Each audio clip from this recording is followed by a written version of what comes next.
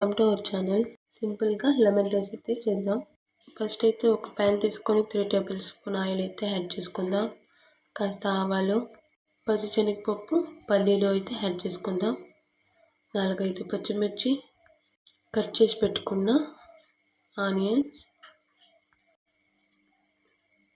బాగా మిక్స్ చేసుకొని కాస్త సాల్ట్ అయితే యాడ్ చేసుకుందాం.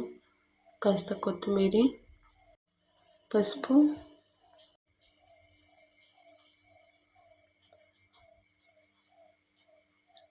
నేనైతే లెమన్ రైస్ పౌడర్ అయితే యాడ్ చేసుకుంటున్నా. ఇంట్లో చేసి పెట్టుకున్న కాస్త పౌడర్ నేనైతే రైస్ యాడ్ చేసుకుంటున్నా. బాగా మిక్స్ చేసుకోవాలి. తినండి, సింపుల్గా లెమన్ రైస్ అయితే రెడీ అయిపోయింది.